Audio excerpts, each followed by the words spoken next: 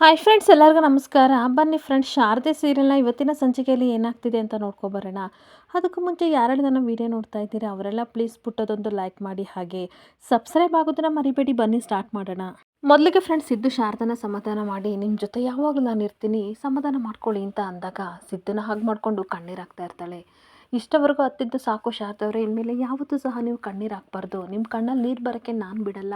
ನಾನಿರೋವರೆಗೂ ಸಹ ನೀವು ಯಾವಾಗಲೂ ಖುಷಿಯಾಗಿರಬೇಕು. ಇವತ್ತೇ ಅವಳಿಗೆ ಏನು ಮಾಡಬೇಕು ಅಂತ ಸಿದ್ದು ಹೇಳ್ತಾ ಇರ್ತಾನೆ. ಹಾಗೆ ಮತ್ತೆ ಸಿದ್ದು ಹೇಳ್ತಾ ಇರ್ತಾನೆ, ನಿಮ್ಮನ್ನು ನಾನು ಹೊರಗಡೆ ಕರ್ಕೊಂಡು ಹೋಗಬೇಕು, ಬನ್ನಿ ಶಾರದವ್ರೆ ಅಂತ ಅಂದಾಗ, ಸರ್ ಎಲ್ಲಿಗೆ ಅಂತ ಅಂದಾಗ ಹೊರಗಡೆ ಕರ್ಕೊಬರ್ತಾ ಇರ್ತಾನೆ. ಸರ್ ಪ್ಲೀಸ್, ಒಂದು ಮಾತು ಹೇಳ್ದೇ ಕರ್ಕೊಂಡು ಹೋಗ್ತಿದ್ದೀರಲ್ಲ, ಎಲ್ಲಿಗೆ ಹೋಗ್ತಿದ್ದೀವಿ ಅದನ್ನಾದರೂ ಹೇಳಿ ಅಂತ ಅಂದಾಗ, ಅಪ್ಪಪ್ಪ ಒಂದೊಂದ್ಸಲ ದೀಪು ಥರ ಸಣ್ಣ ಮಕ್ಳ ಥರ ಆಡ್ತೀರಾ ಕಣ್ರಿ ನೀವು, ಒಂದು ಮಾತು ಆಡಬಾರ್ದು, ಸುಮ್ಮನೆ ನನ್ನ ಜೊತೆ ಬರಬೇಕು ಅಂತ ಶಾರದನ್ ಕಣ್ಣು ಮುಚ್ಕೊಂಡು ಸಿದ್ದು ಹೊರಗಡೆ ಕರ್ಕೊಬರ್ತಾ ಇರ್ತಾನೆ. ಹಾಗೆ ಕಣ್ಣು ಮುಚ್ಕೊಂಡು ಸಿಕ್ಕಾಬಟ್ಟೆ ಮಿಂಚೋಳ ಇರೋ ಕಡೆ ಕರ್ಕೊಬಂದು ಕಣ್ ತೆರೆದು ನೋಡಿ ಶಾರದವ್ರೆ ಅಂತ ಅಂದಾಗ ಅವಳಿಗಂತೂ ಸಿಕ್ಕಾಬಟ್ಟೆ ಖುಷಿ ಆಗ್ತಿರುತ್ತೆ. ಸರ್ ನನಗಂತೂ ಇದು ಸಿಕ್ಕಾಬಟ್ಟೆ ಇಷ್ಟ ಆಯಿತು, ಎಷ್ಟು ದಿನ ಆಯಿತು ಈ ಮಿಂಚುಳುಗಳ ಸೌಂದರ್ಯ ನೋಡಿ ಅಂತ ಅನ್ಬೇಕಾದ್ರೆ, ಹೌದು ಶಾರದವ್ರೆ, ಈ ಮಿಂಚುಳುಗಳ ಹಿಂದೆ ಕತ್ಲೆ ಇರಲಿಲ್ಲ ಅಂತಂದರೆ ತನ್ನ ಸೌಂದರ್ಯ ಯಾರಿಗೂ ಕಾಣ್ತಾ ಇರಲಿಲ್ಲ. ಸೊ ಹಾಗೆ ಮನುಷ್ಯನಿಗೂ ಕತ್ಲೆ ಆದಮೇಲೆ ಬೆಳಕು ಬಂದೇ ಬರುತ್ತೆ ಅಂತ ಹೇಳ್ತಾ ಇರ್ತಾನೆ. ಹಾಗೆ ಕತ್ಲಿಂದ ಬೆಳಕಿದೆ ಅನ್ನೋದು ಎಷ್ಟು ಸತ್ಯನೋ, ಹಾಗೆ ನೋವಿದ್ಮೇಲೆ ಮನುಷ್ಯನಿಗೆ ಸಿಹಿ ಅನ್ನೋದು ಒಂದಲ್ಲ ಒಂದು ದಿನ ಬರುತ್ತೆ, ಅದನ್ನು ನೀವು ತಿಳ್ಕೊಳ್ಳಿ ಅಂತ ಹೇಳ್ತಾ ಇರ್ತಾನೆ. ಹಾಗೆ ಅಂತ ಇಂತೂ ಶಾರದನ ಸಮಾಧಾನ ಮಾಡಿ ಮನೆ ಕರ್ಕೊಂಡು ಹೋಗ್ತಾ ಇರ್ತಾನೆ. ಇನ್ನೊಂದು ಕಡೆ ಬೆಳಗಾದಾಗ ಜ್ಯೋತಿಕಾ ಸಿಕ್ಕಾಬಟ್ಟೆ ಟೆನ್ಷನ್ ಮಾಡಿಕೊಂಡು ಡೈನಿಂಗ್ ಟೇಬಲ್ ಮೇಲೆ ಕೂತ್ಕೊಂಡು ತಿಂಡಿ ತಿಂತಾ ಇರ್ತಾಳೆ. ಬೇಗ ಬೇಗ ದೋಸೆ ತರೋಕ್ಕಾಗಲ್ವಾ, ಎಷ್ಟೊತ್ತು ಬೇಕು ಅಂತ ಕೆಲಸದವ್ರಿಗೆ ಬೈತಿರ್ಬೇಕಾದ್ರೆ ಆ ಹುಡುಗಿ ಸಿಕ್ಕಾಬಟ್ಟೆ ಎದ್ರುಕೊಂಡು ದೋಸೆ ಮೇಲೆ ದೋಸೆ ತಂದು ಜ್ಯೋತಿಕನಿಗೆ ಹಾಕ್ತಾ ಇದ್ರೆ ಸಿಕ್ಕಾಬಟ್ಟೆ ಟೆನ್ಷನ್ ಮಾಡಿಕೊಂಡು ತಿಂತಾ ಇರ್ತಾಳೆ. ಹಾಗೆ ಶಾರದಾ ಊರಲ್ಲಿ ಹಾಗಾದರೆ ನಾನು ಯಾರು, ನನ್ನ ಎತ್ತಪ್ಪ ಅಮ್ಮ ಯಾರು ಅಂತ ಹೇಳ್ತಿದ್ದ ಮಾತೆಲ್ಲ ನೆನ್ಪು ಮಾಡ್ಕೊತಾ ಇರ್ತಾಳೆ. ಇನ್ನೊಂದು ಕಡೆ ಮನೆಯಲ್ಲಿ ಗುರುಗಳು ಬಂದುಬಿಟ್ಟು, ಎಷ್ಟೋ ವರ್ಷದಿಂದ ತಿಳಿದಲೇ ಇರೋ ಸತ್ಯ ಇಂದು ನಿಮಗೆ ತಿಳಿಯುತ್ತೆ, ಅದಕ್ಕೆಲ್ಲ ನೀವು ಸಾಕ್ಷಿ ಆಗ್ತೀರಾ ಅಂತ ಹೇಳಿದ ಮಾತೆಲ್ಲ ನೆನ್ಪು ಮಾಡ್ಕೊಂಡು ಸಿಕ್ಕಾಬಟ್ಟೆ ಟೆನ್ಷನ್ ಮಾಡಿಕೊಂಡು ತಿಂಡಿ ತಿಂತಾ ಇರ್ತಾಳೆ. ಹಾಗೆ ಮತ್ತೆ ಇನ್ನೂ ದೋಸೆ ಆಗಿಲ್ವಾ ಅಂತ ಅಂದಾಗ, ಆಯ್ತಮ್ಮ ತರ್ತೇನೆ ಅಂತ ಕೆಲಸದವ್ರು ತರ್ತಿರ್ಬೇಕಾದ್ರೆ, ದೇವ್ರು ನಿನಗೆ 2 ಕೈ ಕಾಲು ಕೊಟ್ಟಿದಂತಾನೆ, ಬೇಗ ಬೇಗ ಮಾಡೋಕ್ಕಾಗಲ್ವಾ ಅಂತ ಕೋಪದಿಂದ ಕೂಗಾಡ್ತಿದ್ರೆ, ಇವಳು ಮಾತನ್ನ ಕೇಳ್ಕೊಂಡು ಸುಮಿತ್ರನಿಗೆ ಶಾಕ್ ಆಗ್ತಾ ಇರುತ್ತೆ. ಇಷ್ಟು ಕೋಪ ಮಾಡಿಕೊಂಡು ಇಷ್ಟು ಅತಿಯಾಗಿ ತಿಂತಿದ್ದಾಳೆ ಅಂತ ಅಂದರೆ ಮನಸ್ಸಲ್ಲಿ ಏನೋ ಟೆನ್ಷನ್ ಇಟ್ಕೊಂಡಿದ್ದಾಳೆ, ಹಾಗೆ ಯಾವುದೋ ವಿಷಯಕ್ಕೆ ಕೊರಗ್ತಿದ್ದಾಳೆ ಅಂತ ಅನಿಸುತ್ತೆ. ಮೊದಲು ನಾನು ಇವಳಿಗೆ ಸಮಾಧಾನ ಮಾಡಬೇಕು ಅಂತ ಸುಮಿತ್ರ ಹೋಗ್ತಾ ಇರ್ತಾಳೆ. ಹಾಗೆ ಬಂಗಾರಿ, ಏನಕ್ಕೆ ಇಷ್ಟು ಫಾಸ್ಟಾಗಿ ತಿಂತಾ ಇದೆಯಾ, ನಿಧಾನಕ್ಕೆ ತಿನ್ನು, ಏನಕ್ಕೆ ಟೆನ್ಷನ್ ಮಾಡ್ಕೊಂಡಿದ್ಯಾ, ನಿನ್ನ ತಟ್ಟೆಲ್ಲಿರೋ ತಿಂಡಿನ ಯಾರು ಕಿತ್ಕೊಳ್ಳಲ್ಲ, ನಿಧಾನಕ್ಕೆ ತಿನ್ನು ಅಂತ ಅನ್ಬೇಕಾದ್ರೆ ಜ್ಯೋತಿಕಾ ಸಿಕ್ಕಾಬಟ್ಟೆ ಕೋಪ ಮಾಡಿಕೊಂಡು ಆ ಶಾರದನಿಗೆ ತನ್ನಪ್ಪ ಕುಬೇರಲ್ಲ ಅನ್ನೋ ಸತ್ಯ ಗೊತ್ತಾಗಿದೆ ಅಂತ ಅಂದಾಗ ಸುಮಿತ್ರ ನಗಾಡ್ಕೊಂಡು, ಗೊತ್ತಾಗ್ಲಿ ಬಿಡು, ಅದಕ್ಕೆ ನೀನು ಯಾಕೆ ಟೆನ್ಷನ್ ಮಾಡ್ಕೋತಿದ್ಯಾ ಅಂತ ಅಂದಾಗ, ಇಲ್ಲ ಇಲ್ಲ ಅವಳಿನ ಮೇಲೆ ಅವರಪ್ಪ ಯಾರು ಅಂತ ಹುಡ್ಕೋಕೆ ಹೊರಡ್ತಾಳೆ ಅಂತ ಅಂದಾಗ ಸುಮಿತ್ರ ಮತ್ತೆ ನಗಾಡ್ಕೊಂಡು, ಹುಡುಕ್ಲಿ ಬಿಡು, ನಿನಗೆ ಯಾಕೆ ಟೆನ್ಷನು ಅಂತ ಅನ್ಬೇಕಾದ್ರೆ, ಅದು ಆಗಲ್ಲ ಅಂತ ಜ್ಯೋತಿಕಾ ಸತ್ಯ ಹೇಳಕ್ಕೆ ಹೋಗ್ತಿರ್ಬೇಕಾದ್ರೆ ಅಷ್ಟೊತ್ತಿಗೆ ಜೋರಾಗಿ ಪಾರಿಜಾತ, ಗೋಲ್ಡಿ ಏನು ಮಾತಾಡ್ತಿದ್ಯಾ, ಅವಳು ಅವರಪ್ಪನ ಅಮ್ಮನ ಹುಡ್ಕೊಂಡೋದ್ರೆ ನಿನಗೇನು ತೊಂದರೆ ಅಂತ ಬಂದು ಜೋರಾಗಿ ಎಚ್ಚರ ಮಾಡಿದ ತಕ್ಷಣ ಅವಳಿಗೆ ಶಾಕ್ ಆಗುತ್ತೆ. ಹಾಗೆ ಶಾಕಾಗಿ ಸುಮಿತ್ರ ನೋಡ್ತಾ ಇರಬೇಕಾದ್ರೆ ಪಾರಿಜಾತ ಕಣ್ಸನ್ನೆ ಮಾಡ್ತಾ ಇರ್ತಾಳೆ. ಹಾಗೆ ಮತ್ತೆ ಪಾರಿಜಾತ ಹೇಳ್ತಾ ಇರ್ತಾಳೆ, ಗೋಲ್ಡಿ ನಿನಗೆ ತಲೆಗೆಲ್ಲ ಕೆಟ್ಟಿದೆಯಾ, ಏನು ಮಾಡೋಕೆ ಹೊರಟಿದ್ಯಾ ಅಂತ ಅಂದಾಗ ಸುಮಿತ್ರ ಅತ್ತೆ ಹೇಳ್ತಾ ಇರೋದು ಕರೆಕ್ಟಾಗಿದೆ, ಅಷ್ಟಕ್ಕೂ ಅವಳವ್ರ ಅಪ್ಪ ಅಮ್ಮನಾದರೂ ಹುಡ್ಕೊಳ್ಳಿ, ಬೇರೆ ಏನಾದರೂ ಹುಡ್ಕೊಳ್ಳಿ, ಅವಳ ವಿಷಯನ ಏನಕ್ಕೆ ಮಾತಾಡ್ತಿದ್ಯಾ, ಅಷ್ಟಕ್ಕೂ ಊಟ ಮಾಡಬೇಕಾದ್ರೆ ಅವಳ ವಿಷಯ ಏನಕ್ಕೆ ಎತ್ತುತ್ತಿದೆಯಾ, ನಮಗೂ ಅವಳಿಗೂ ಸಂಬಂಧ ಇಲ್ಲ ಅಂತ ಅನ್ಬೇಕಾದ್ರೆ ತಾತ ಬರ್ತಾರೆ. ಅಪ್ಪ ಅಂತೂ ಇಂತೂ ಅವಳೆಂಥವಳು ಅಂತ ನನ್ನ ಸೊಸೆಗೆ ಇವಾಗಲಾದರೂ ಗೊತ್ತಾಯ್ತಲ್ಲ, ಅದೇ ನನಗೆ ಸಮಾಧಾನ ಅಂತ ತಾತ ಹೇಳ್ತಾ ಇರ್ತಾರೆ. ಹಾಗೆ ಅವಳನ್ನ ನಂಬೇಡ ಅಂತ ನಾನು ನಿನಗೆ ಎಷ್ಟು ಸಲ ಹೇಳಿದೆ ಸುಮಿತ್ರ, ಆದರೆ ಇವತ್ತು ಸತ್ಯ ನಿನಗೆ ಅರ್ಥ ಆಗಿದೆ, ಅದಕ್ಕೆ ಎಷ್ಟು ಸಮಯ ತಗೊಂಡಿದೆ, ಕೆಲವೊಂದು ಸಲ ಅನುಭವ ಆಗದಲೇ ಯಾವ ಸತ್ಯನೂ ಅರ್ಥ ಆಗಲ್ಲ ಬಿಡು ಅಂತ ತಾತ ಹೇಳ್ತಾ ಇರ್ತಾರೆ. ಹಾಗೆ ಸುಮಿತ್ರ ಬೇಜಾರು ಮಾಡಿಕೊಂಡು, ಯಾಕೆ ಮಾವ ಇಷ್ಟು ಕಠೋರವಾಗಿ ಮಾತಾಡ್ತಿದ್ದೀರಾ, ಯಾವತ್ತಾದರೂ ನಿಮ್ಮ ಮಾತನ್ನ ನಾನು ತೆಗೆದಾಕಿದ್ದೀನ, ಅಷ್ಟಕ್ಕೂ ಶಾರದಾ ವಿಷಯ ಬರೋದಾದರೆ ಅವಳು ನನ್ನನ್ನು ಮೋಡಿ ಮಾಡಿಬಿಟ್ಟಿದ್ಲು, ಅವಳ ಮಾತು ಅವಳ ನಡತೆಗೆ ನಾನು ಮಂಕು ಬೂದಿ ಹರ್ಚೋ ರೀತಿ ಆಗಿಬಿಟ್ಟಿದ್ದೆ ಅಂತ ತಾತನ ಹತ್ರ ಎಲ್ಲನೂ ಸಹ ಹೇಳ್ತಾ ಇರ್ತಾಳೆ. ಇನ್ನೊಂದು ಕಡೆ ಮನೇಲಿ ಶಾರದಾ ಕಣ್ಣೀರು ಹಾಕೊಂಡು ಕೂತ್ಕೋತಾಳೆ.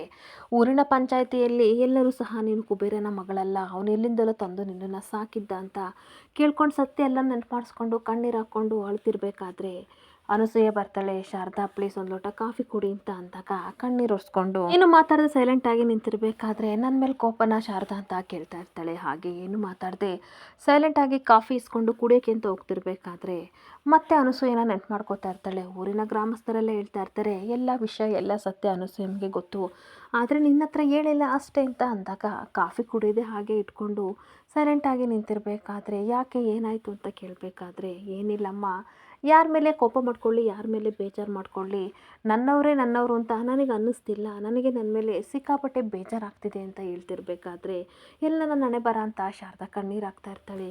ನಿನ್ನ ನೋವೇನು ಅಂತ ನನಗೆ ತುಂಬ ಚೆನ್ನಾಗಿ ಅರ್ಥ ಆಗ್ತಿದೆ ಶಾರದಾ. ಆದಷ್ಟು ಬೇಗ ನಿನ್ನ ನೋವಿಗೆ ಪರಿಹಾರ ಸಿಗುತ್ತೆ ಅಂತ ಅಂದಾಗ, ಇಲ್ಲಮ್ಮ ಖಂಡಿತ ನನ್ನ ನೋವು ಯಾರಿಗೂ ಅರ್ಥ ಆಗಲ್ಲ. ಅರ್ಥ ಆಗಿದ್ರೆ ಇಷ್ಟು ದಿನ ಈ ಸತ್ಯನ ನೀವು ನನ್ನಿಂದ ಮುಚ್ಚಿಡ್ತಿರ್ಲಿಲ್ಲ ಅಂತ ಅನಸೂಯನ್ಗೆ ಹೇಳ್ತಾ ಇರ್ತಾಳೆ. ಹಾಗೆ ನೋಡಿ ಅಮ್ಮ, ನನ್ನ ಮನಸ್ಸಲ್ಲಿ ಒಂದೇ ಒಂದು ಪ್ರಶ್ನೆ ಕಾಡ್ತಾ ಇದೆ, ಅದಕ್ಕೆ ಸರಿಯಾಗಿ ಉತ್ತರ ಕೊಡ್ತೀರಾ ಅಂತ ಅಂದಾಗ, ಅದೇನು ಅಂತ ಹೇಳು ಶಾರದಾ, ನನಗೆ ಗೊತ್ತಾದ್ರೆ ಖಂಡಿತ ನಿನ್ನ ಹತ್ರ ಸತ್ಯ ಹೇಳ್ತೀನಿ ಅಂತ ಅನಸೂಯ ಹೇಳ್ತಾ ಇರ್ತಾಳೆ. ಹಾಗೆ ಈ ಕಡೆ ಮನೇಲಿ ತಾತನೂ ಸಹ ಹೇಳ್ತಾ ಇರ್ತಾರೆ, ಅವಳನ್ನ ಮನೆ ಕರ್ಕೊಬಂದೆ, ತಲೆ ಮೇಲೆ ಹೊತ್ಕೊಂಡು ಮೆರೆಸ್ದೆ, ಇಡೀ ಮನೆಯವ್ರಿಗೆಲ್ಲ ಶಾಕ್ ಮೇಲೆ ಶಾಕ್ ಕೊಟ್ಟು ಆಘಾತದ ಮೇಲೆ ಆಘಾತ ಕೊಟ್ಟು ಹೊರಟೋದ್ಲು.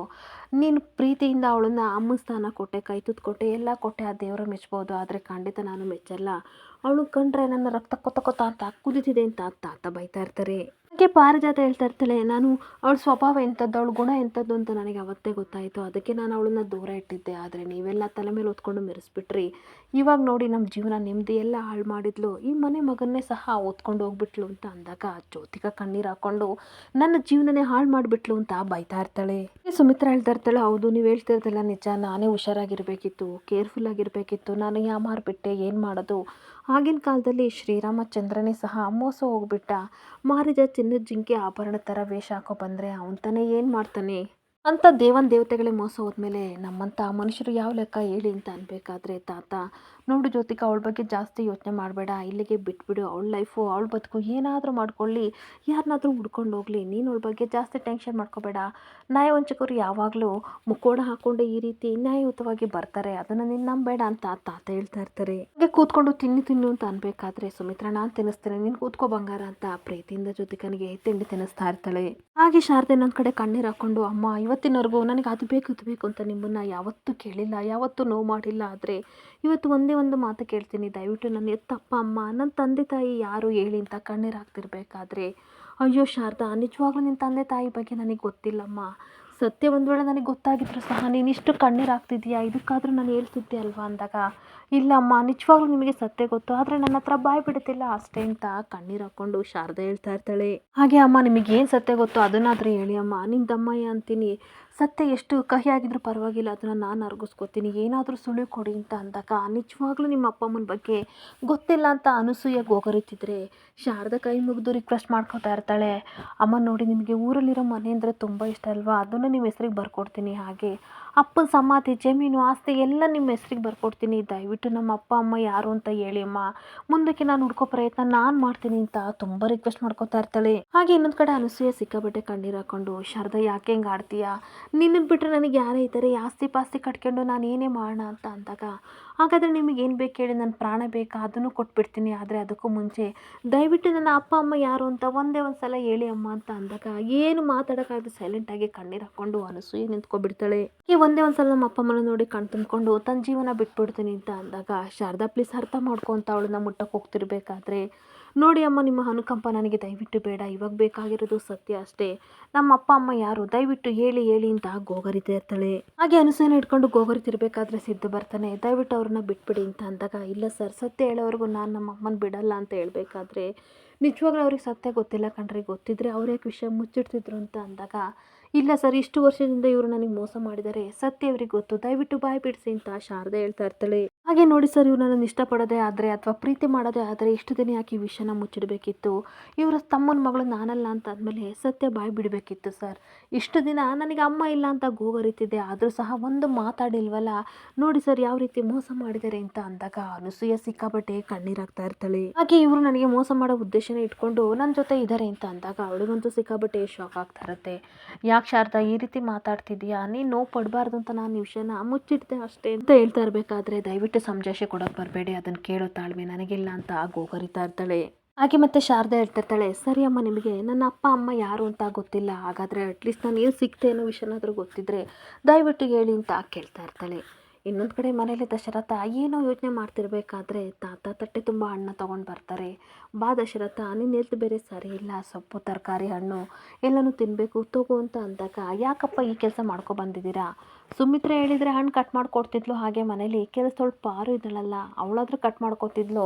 ನೀವೇನು ಕಟ್ ಮಾಡ್ಕೊಂಡು ತಂದಿದ್ದೀರಾ ಅಂತ ಅನ್ಬೇಕಾದ್ರೆ, ಯಾಕೆ ದಶರಥ ನಾನು ಕಟ್ ಮಾಡ್ಕೊಂಡು ತರಬಾರ್ದ್ವಾ? ನನಗೆ ಹುಷಾರಿಲ್ಲ ಅಂತ ಅಂದರೆ ನೀನು ತರ್ತಿದ್ದೆ ಅಲ್ವಾ, ನನಗೆ ಬುದ್ಧಿ ಹೇಳ್ತೀಯಾ, ತಿನ್ನು ಇವಾಗ ಅಂತ ಅಂದಾಗ ಸರಿ ಅಪ್ಪ ಅಂತ ನಗಾಡ್ಕೊಂಡು ಅಪ್ಪ ತಂದಿದ್ದ ಹಣ್ಣ ಪ್ರೀತಿಯಿಂದ ದಶರಥ ತಿಂತಾ ಇರ್ತಾನೆ. ಹಾಗೆ ದಶರಥ ಹಣ್ಣು ತಿಂತಿರ್ಬೇಕಾದ್ರೆ ಶಾರದಾ ಬಗ್ಗೆ ಯೋಚನೆ ಮಾಡ್ತಾ ಇರ್ತಾನೆ. ಹಾಗಾದರೆ ನನ್ನ ಅಪ್ಪ ಅಮ್ಮ ಯಾರು, ನಾನು ಕುಬೇರವ್ರ ಮಗಳಲ್ಲ ಅಂತ ಅಂದರೆ ನನ್ನ ಅಪ್ಪ ಅಮ್ಮ ಯಾರು ಅಂತ ಗೋಗರಿ ಥರದಲ್ಲಿ ನೆನ್ಪು ಮಾಡ್ಕೊತಿರ್ಬೇಕಾದ್ರೆ, ಏನು ಯೋಚನೆ ಮಾಡ್ತಿದ್ಯಾ ದಶರಥ, ಏನಾಯಿತು ಅಂತ ತಾತ ಕೇಳ್ತಾ ಇರ್ತಾರೆ. ಇನ್ನೇನು ಯೋಚನೆ ಮಾಡೋಕ್ಕೆ ನಮಗಿದೆ ಹೇಳಿ, ಆ ಶಾರದನ ಬಗ್ಗೆ ಯೋಚನೆ ಮಾಡ್ತಾ ಇರ್ತೀನಿ.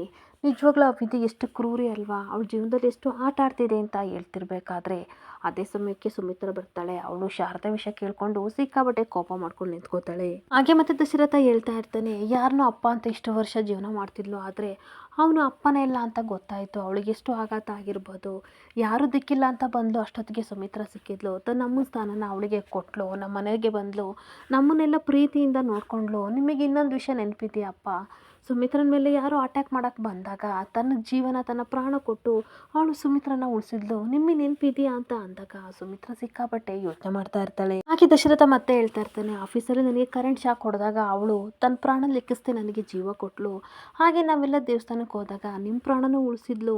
ಇಷ್ಟೆಲ್ಲ ಸಹ ನಮಗೆ ಸಹಾಯ ಮಾಡಿದ್ದಾಳೆ, ಈ ಮನೆಗಾಗಿ ದುಡ್ದಿದ್ದಾಳೆ. ಆದರೆ ನಾವು ಕೊಟ್ಟಿದ್ದ ಪಟ್ಟ ನಯವಂಚಕೆ ಅಂತ ಅಲ್ವಾ ಅಪ್ಪ ಅಂತ ಹೇಳ್ತಾ ಇದ್ರೆ ತಾತ ಏನು ಮಾತಾಡದೆ ಸೈಲೆಂಟಾಗಿ ಕುತ್ಕೊಬಿಡ್ತಾರೆ. ಹಾಗೆ ಪಾಪ ತನ್ನ ಜೀವನನೇ ಮುಡುಪಾಗಿಟ್ಲು. ಆದರೆ ಇವಾಗ ತನ್ನವರಲ್ಲ ಅನ್ನೋ ಸತ್ಯ ಅವಳಿಗೆ ಗೊತ್ತಾಗಿದೆ. ಅವಳು ನೆನೆಸ್ಕೊಂಡ್ರೆ ನನಗೆ ಜೀವ ಬಾಯಿ ಬಂದಾಗ ಆಗ್ತಿದೆ, ಕರುಳು ಹಿಂಡ್ದಂಗೆ ಆಗ್ತಿದೆ, ತುಂಬ ನೋವಾಗ್ತಿದೆ ಅಪ್ಪ ಅಂತ ಅಂದಾಗ ಸಿಕ್ಕಾಪಟ್ಟೆ ತಾತ ಬೇಜಾರು ಮಾಡ್ಕೊತಿರ್ತಾರೆ. ಹಾಗೆ ಇಂಥ ಪರಿಸ್ಥಿತಿ ನಮ್ಮ ಮಗಳಿಗೆ ಬಂದಿದ್ರೆ ಅಪ್ಪ ನಾವೇನು ಮಾಡ್ತಿದ್ವಿ ಅಂತ ಅಂದಾಗ ಸುಮಿತ್ರ ತಾತ ಒಳೊಳಗೆ ಕಣ್ಣೀರಾಗ್ತಾ ಇರ್ತಾರೆ. ಈ ತಾತ ಹೇಳ್ತಾ ಇರ್ತಾರೆ, ನೋಡು ದಶರಥ, ನಿನ್ನ ಭಾವನೆಗಳು ತಪ್ಪು ಅಂತ ನಾನು ಹೇಳ್ತಿಲ್ಲ, ಆದರೆ ದೇವರು ಇಂತಿಂಥ ಹಣೆ ಬರದಲ್ಲಿ ಇಂತಿಂತ ಅನುಭವಿಸ್ಬೇಕು ಅಂತ ಬರೆದು ಬಂದಿದ್ರೆ ನಾವು ಅದನ್ನು ಯಾರ ಕೈಲೂ ತಪ್ಸೋಕ್ಕಾಗಲ್ಲ ಅಂತ ಹೇಳ್ತಾ ಇರ್ತಾರೆ. ಈಗ ನೋಡು ದಶರಥ, ನೀನಿನ್ನೂ ಹುಷಾರಾಗಿಲ್ಲ, ನೀನು ಹೆಲ್ತ್ ಸರಿ ಇಲ್ಲ, ದಯವಿಟ್ಟು ಅವಳ ಬಗ್ಗೆ ಯೋಚನೆ ಮಾಡಬೇಡ, ನಮ್ಗಳು ಕಂಡ್ರೆ ಆಗಲ್ಲ, ಈಗ ಅದನ್ನೆಲ್ಲ ಬಿಟ್ಟು ನೀನು ರೆಸ್ಟ್ ಮಾಡು ಅಂತ ತಾತ ದಶರಥನ ಮಲಗಿಸ್ತಾ ಇರ್ತಾರೆ. ಹಾಗೆ ಸುಮಿತ್ರ ಎಲ್ಲ ವಿಷಯನ ಕೇಳ್ಕೊಂಡು ಹೊರಗಡೆ ನಿಂತಿರ್ಬೇಕಾದ್ರೆ, ಅರೆ ಯಾಕಮ್ಮ ಇಲ್ಲಿ ನಿಂತಿದ್ಯಾ, ಏನಾದರೂ ಹೇಳ್ಬೇಕಾ ಅಂತ ತಾತ ಕೇಳಬೇಕಾದ್ರೆ, ಏನು ಹೇಳಿ, ಅವ್ರು ಇನ್ನೂ ಶಾರದನ ನೆನಪಿಸ್ಕೊಂಡು ಯಾವ ರೀತಿ ಕೊರಗ್ತಿದ್ದಾರೆ, ಈ ಮನೆ ಮೇಲೆ ಯಾಕೆ ಕೆಟ್ಟ ದೃಷ್ಟಿ ಬೀಳ್ದಲೇ ಇರಲಿ, ಎಲ್ಲ ಖುಷಿಯಾಗಿರಲಿ, ಅದೇ ನನ್ನ ಆಸೆ ಮಾವ ಅಂತ ಅನ್ಬೇಕಾದ್ರೆ, ನೀನು ಟೆನ್ಷನ್ ಮಾಡ್ಕೋಬೇಡ ಸುಮಿತ್ರ, ಎಲ್ಲ ಸರಿ ಹೋಗುತ್ತೆ, ಮೊದಲಿನ ಥರ ಎಲ್ಲರೂ ಖುಷಿಯಾಗಿರ್ತಾರೆ ಬಿಡು ಅಂತ ತಾತ ಹೇಳಿ ಹೋಗ್ತಾ ಇರ್ತಾರೆ. ಹಾಗೆ ಇನ್ನೊಂದು ಕಡೆ ಅನಸೂಯೆ ಹೇಳ್ತಾ ಇರ್ತಾಳೆ, ಯಾವ ದೇವ್ರ ಮೇಲೆ ಬೇಕಾದರೂ ಪ್ರಮಾಣ ಮಾಡಿ ಹೇಳ್ತೀನಿ, ನಿನ್ನ ಅಪ್ಪ ಅಮ್ಮ ಯಾರು ಅಂತ ನನಗೆ ನಿಜವಾಗ್ಲೂ ಗೊತ್ತಿಲ್ಲ ಶಾರದಾ, ಆದರೆ ನೀನು ಎಲ್ಲಿ ಸಿಗ್ತೆ ಅಂತ ನನಗೆ ಗೊತ್ತು ಅಂತ ಅಂದಾಗ ಸಿದ್ದು ಶಾರದನಿಗೆ ಸಿಕ್ಕಾಪಟ್ಟೆ ಶಾಕ್ ಆಗ್ತಾ ಇರುತ್ತೆ. ಹಾಗಾದರೆ ದಯವಿಟ್ಟು ಯಾವ ಸ್ಥಳ ಅಂತ ಹೇಳಿ ಅಲ್ಲಿಗೆ ಹೋಗಿ ಹುಡುಕಿದ್ರೆ ಶಾರದಾ ಹುಟ್ಟಿದ ಮೂಲ ಸ್ಥಳ ಗೊತ್ತಾಗುತ್ತೆ ಅಂತ ಅನ್ಬೇಕಾದ್ರೆ, ಅಮ್ಮ ದಯವಿಟ್ಟು ಸುಳ್ಳು ಹೇಳ್ಬೇಡಿ, ಸತ್ಯನ ಅರಗಿಸ್ಕೊಳ್ಳೋ ಶಕ್ತಿ ನನಗಿಲ್ಲ, ನಿಮ್ಗೆ ಏನು ವಿಷಯ ಗೊತ್ತೋ ಅದನ್ನ ಹೇಳಿ ಅಂತ ಕೈ ಮುಗಿದು ಶಾರದಾ ಕೇಳ್ತಾ ಇದ್ರೆ ಗೊತ್ತಿರೋ ವಿಷಯ ಎಲ್ಲನೂ ಸಹ ಅನಸೂಯೆ ಹೇಳ್ತಾ ಇರ್ತಾಳೆ. ಹಾಗೆ ನೀನು ಕಸ ತೊಟ್ಟಿಲಿ ಈ ಥರ ಸಿಕ್ತೆ, ಒಂದಿನ ಮಳೆ ಬರ್ತಿತ್ತು, ಆವಾಗ ನಿನ್ನನ್ನು ಕರ್ಕೊಂಡು ಕುಬೇರ ಮನೆಗೆ ಬಂದೆ ಅಂತ ಸತ್ಯ ಎಲ್ಲ ಹೇಳಿದಾಗ ಸ್ವಲ್ಪ ಸಮಾಧಾನ ಮಾಡಿಕೊಂಡು ಹಾಸ್ಪಿಟ್ಲಿಗೆ ಹುಡ್ಕೋಣ ಅಂತ ಹೊರಟೋಗ್ತಾ ಇರ್ತಾರೆ. ಇಲ್ಲಿಗೆ ಸಂಚಿಕೆ ಎಂಡ್ ಆಗ್ತಿದೆ. Thank you for the watching friends.